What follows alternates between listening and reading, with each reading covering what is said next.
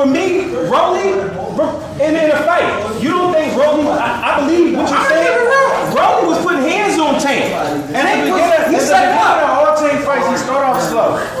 He learned how you fight, he take your hits to see how you hit, and then he starts, you know what I'm saying? He never, so Rolly, of course Rolly gonna do all that shit at the beginning. Once he warm up, boom! What I'm saying is, Tank was gonna win. What I'm saying is, when you see Rolly like a fucking running back, you gotta give him that respect. I don't give a fuck who he did. You gotta give Rolly that respect. Rolly's strong question. Shit. Did you watch Rolly versus Jackson Marinas?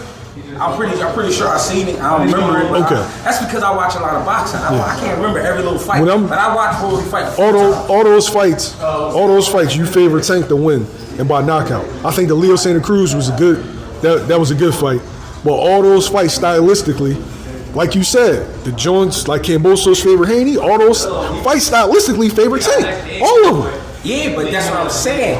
That's why we don't know what they gonna look like with each other. But my argument to him, he was saying, "Oh, I favor this person," and I'm like, to me, they all 50-50s because I've never seen neither one of them against somebody like them.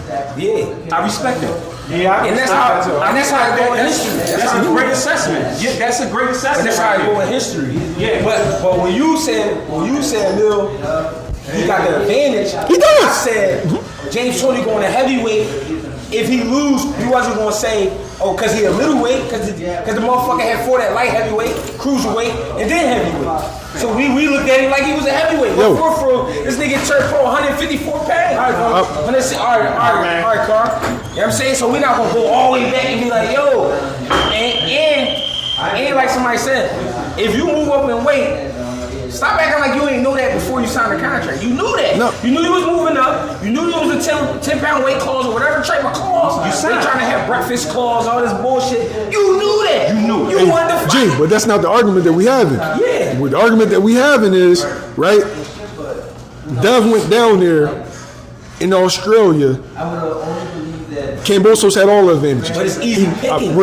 He knocked Cambosos off twice when the deck was stacked against him. For sure. Because Tank is such a draw, the deck is always stacked for him. So we have to acknowledge that. But why Tank is the Canelo. Tank is the Canelo of right now. But what's the reason the deck is stacked against him? Wow. Against Dev? Yeah. Because he don't draw as much as a dude like Tank or a dude like Canelo. Okay, but what is it that he do? He box. Yes. I'm gonna go down there and steal this shit out of his backyard. I'm going right in his backyard. I'm too fast. I'm gonna go down there and take what I want. By the time they look up and get up, I'm going already. That's what that was. That was an easy pickings joint. Not because Cambosos is not to be respected. His mental level of thinking is not on Devin level. Devin level is win.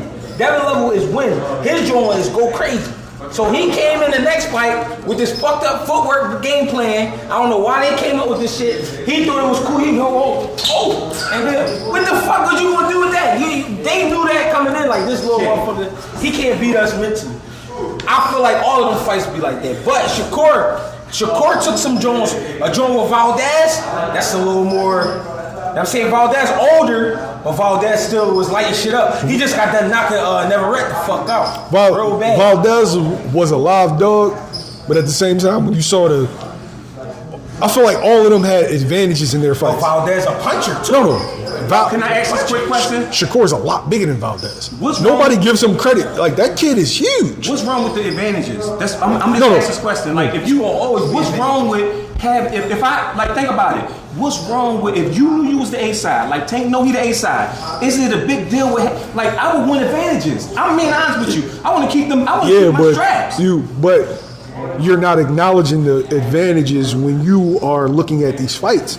You're like, okay, I saw Tank do this to this person. I saw Tank do this to that person, and not understanding the fact that when comparing him to other fighters, they weren't in as favorable positions, right? So when you trying to gauge him over Dev or gauge him over Shakur, understand that in his fights, he dictates all those terms. That's a fair assessment. But that's why I Simply said, I think it's 50-50 all the way. But that's my sentiment. He felt like he's 60-40. I think he's 60-40 with Shakur. I think not my bad. I think Tank is 50-50 with Shakur and 60-40 with Devin. And that's because I believe he's going to be aggressive. I believe he's going to be aggressive with Devin, man. And guess what? Wilder was 60-40 with Fury until they fought. Guess what? It was 50-50 after they fought. Then it was 60-40 Fury after the third fight. How many times they fought? 3 times. Three times. So Fury ain't get the advantage until he beat him for real. No, they fought like 4 times. No, they fought 3 times. Yeah, because he beat him twice. Then they drew. They fucker Rumble again. But that's what I'm saying. Fury had to fight 3 times to get the advantage. So do it really matter? Because if you go in there and do what the fuck you supposed to do. No, I'm not saying it matters when they get in the ring. I'm saying when assessing these fights, guys be like, oh, well, Tank did this, Tank did that. Reality is, Tank is the Canelo Alvarez of this time. He's the draw. He's going to dictate how it goes. Tank just now finding that out over the last year and a half. Tank it ain't like Tank came in the game on some Tank. If you looked at Tank face early fights, he looking around like, fuck going on? Now he knows what's going on. And now he got control over it. So now when he make a certain movement, he realizes people react a certain way. He just now picking that up. Yeah, I'm not denigrating them for using the A side. I'm saying when you assess these fights, you have to be honest in what's going on. Say Dev going in the backyard. Let's be real. He went in the backyard. The backyard was light. It wasn't no barbed wire back there. They let him in and let him do what he wanted. G, but wait. Yeah. Let's be honest. Yeah. That kid was coming off the best win. He beat the guy who beat the guy in the division. That's true. He did. So wait, he was coming off of wins against Lee Selby, Mickey Bay, and then Teofimo Lopez. Yeah. So we not going to say because Dev went down there and cooked him that he was light work, because dudes was high on Cambosos until Dev cooked his ass. I thought Mickey Bay was going to beat him. So I know he beat. Everybody thought that they was going to beat Cambosos, and then he cooked them.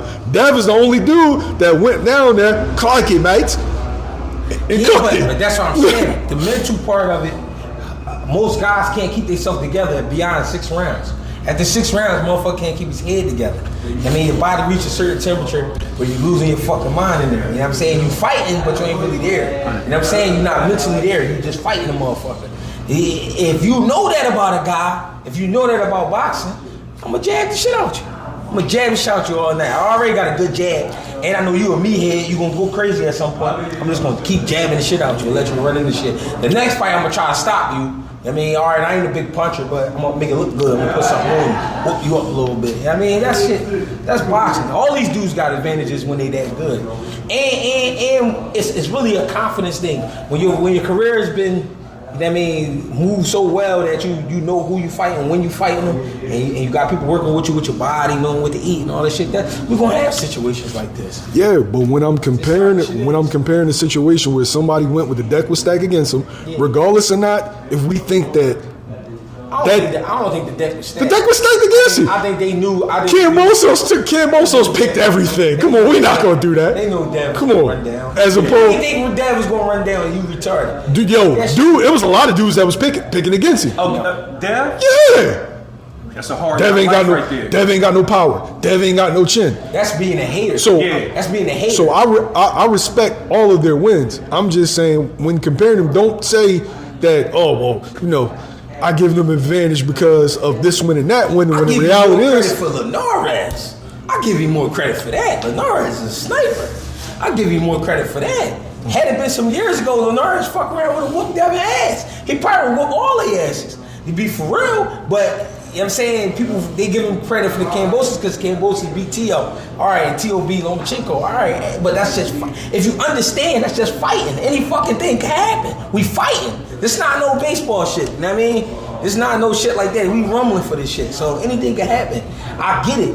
And that makes him, that put him at a certain status when he beat Teofimo, the Cambosos. But Devin, to me, the best fight was my man Linares. I mean, I can.